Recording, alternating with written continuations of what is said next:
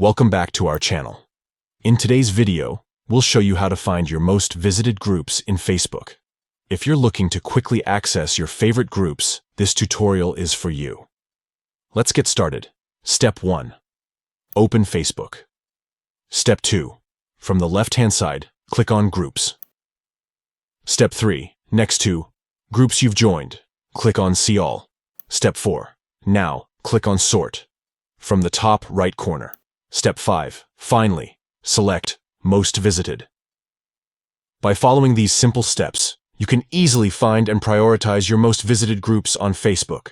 This will save you time and allow you to stay connected with the communities that matter to you the most. If you found this tutorial helpful, please give it a thumbs up and don't forget to subscribe to our channel for more Facebook tips and tricks. Share this video with your friends who might also want to know how to find their most visited groups on Facebook.